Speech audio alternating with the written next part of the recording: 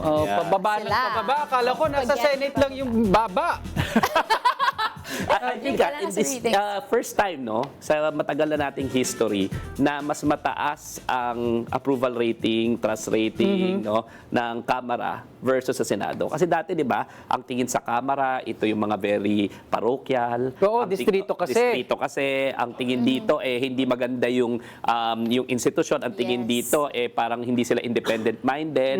Pero sa nakakaraang mga buwan at taon, nakita natin na parang mas ginagampanan ng Kamara yung pag-fulfill ng national Yeah. interest. Diba? Yung mga investigation sa extrajudicial killings. Nakita natin yan. Yung dito sa pananagutan ni VP Sara, di ba, sa intelligence funds. No? So kitang-kita natin na para bang mas matatapang at mas, ang tinatawag natin, di ba, mas statesman-like yung mga congressman versus dun sa circus na nakikita natin sa Senado. At saka, bigyan natin ng pugay yung mga matatalino at magagaling dyan sa Kamara, di ba?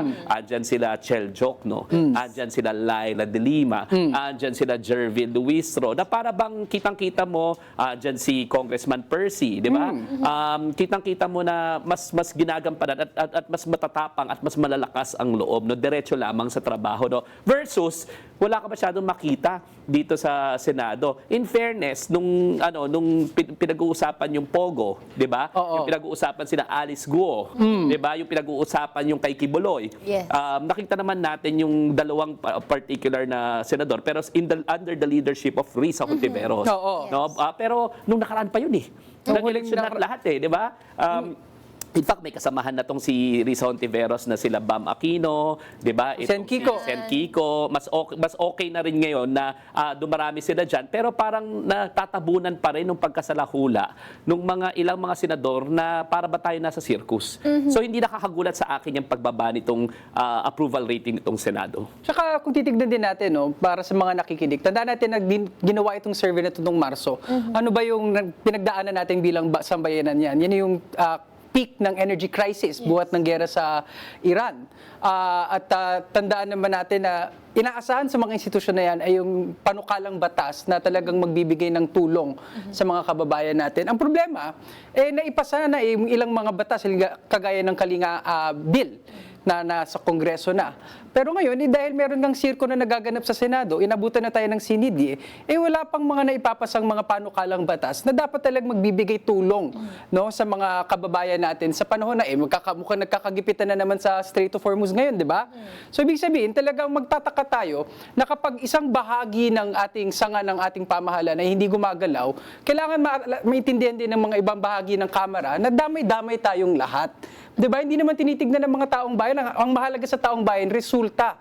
No? Napiibsan ba ang kanilang pagdurusa sa araw-araw? Hindi na tinitignan kung ano ba ang epekto ng mga nakabinbin ng mga panukalang batas dahil sa pagdadraba at panggugulo ng mga tao sa Senado. Yes. Yun nga talaga, Carlo, yung kaibahan, no? So, talking about yung mga dating pangyayari sa Senado like last year, kahit na may politika na nag-e-exist, they have different colors, may iba't ibang political leanings yung mga senador natin, mataas yung satisfaction rating kasi nakikita ng mga tao, nagtatrabaho sila. Kahit magkakaiba yung mga opinion nila patungkol nga sa issue, tungkol sa kay Alice Guo, etc., nakikita ng mga tao na at least nagpa-participate yung mga senador natin at ginagawa nila yung trabaho nila sa kanilang komite. Hindi katulad ngayon, puro kaguluhan, puro drama, and dito mo iisipin, bakit ba nagkakagulo? Sino bang pasimuno ng gulo na to? Kasi dati naman, kahit na namumulitika sila sa isa't isa, nagbabangayan sila, may it comes to press briefings or their social media, pero patuloy silang nag-work as a collegial body to pass the laws that are important for their constituents. So ngayon,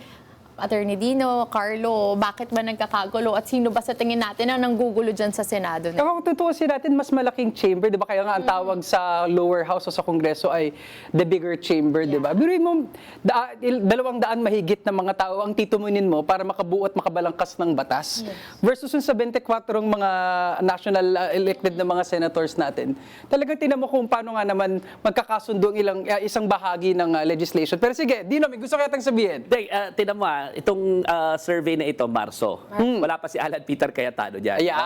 Wala pa yung takbo-takbuhan sa Senado. Yeah. Wala pa yung baril-barilan sa Senado. Lalo nang talagang magiging masama ito afterwards. Pero tingnan nyo yung pagbaba dun sa Kamara, 1% eh.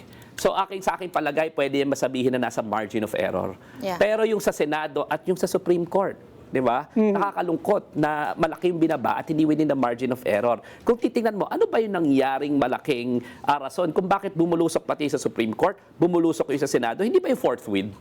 Hindi ba lumabas mga panahon, yung mga desisyon panahon na ayaw aksyonan ng Senado, 'di ba? Few months after 6 months after, lumabas itong resulta na ito, 'di ba? So ayaw aksyonan ng Senado yung fourth with at unfortunately, and I maintain my opinion that the Supreme Court was mistaken. Malaking pagkakamali ng Supreme Court na nang himasok sila sa supposedly sole authority ng House of Representatives to initiate the impeachment proceedings and to try dun sa Senado nung pumasok doon sa aking palagay in my humble constitutional opinion no, hindi linya ng Korte Suprema. And alam nyo ang House at saka ang Congress meron yung power of the purse. Ibig sabihin ang kapangyarihan niyan budget, no? Gumawa ng budget. Gumawa ng budget, pinakamakapangyarihan yan kasi lahat ng mga ehensya kailangan mag-submit ng budget at pwedeng i-approve o disapprove ng Kongreso.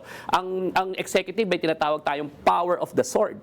Ibig sabihin siya ang commander-in-chief and chief executive. Siya mag-i-implement. Anong kapangyarihan ng judiciary? Power of judicial review, ha? Ibig sabihin, reviewin lang at umaasa ito na wala naman siyang ibang mga kapangyarihan kundi judicial review. Umaasa ito because of its moral authority na ituloy itong na gawin itong mga desisyon na ito. So ano ibig sabihin niyan? Pagdating sa Supreme Court, napaka-importante ng trust Tama. ng taong bayan. 'Di ba? Wala na silang ibang armas kung hindi ang trust, no? At unfortunately, because of I think the recent decisions of the Supreme Court that are controversial, law school deans have spoken, yung mga legal luminaries have spoken, no? Na maling-mali, na parang yung procedural ginagawang retroactive, na wala naman doon sa rules, as mali pa yung factual application. Tapos nung lumabas yung bagong resolution, hindi na diniscuss yung pagkakamali na yun, na kinote lamang doon sa isang news, 'di ba?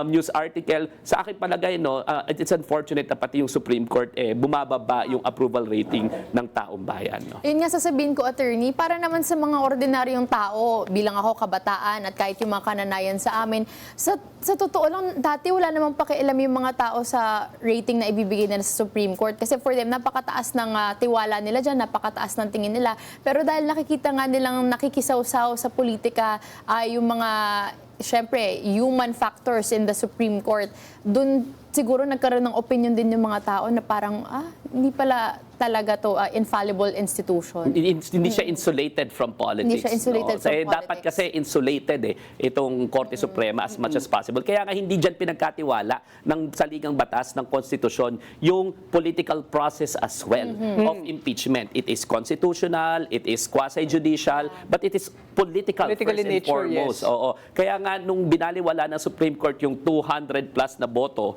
Yes. 215 last year, na tumaas pa ulit ngayon, buti nga ngayon yung Supreme Court hindi na nang himasok. Siguro naman natuto rin yung Supreme Court na na-realize rin nila na talagang as an institution, masasaktan sila sa pagtitiwala ng taong bayan kung yung will, yung espiritu, yung spirit ng Constitution na hindi naayos. Tama. And malinaw sa Constitution, labas sa Korte Suprema ang proseso ng impeachment.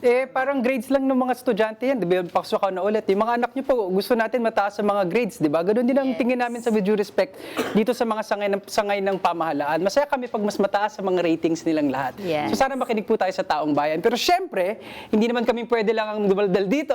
Maaari kayong makisali sa huntahan,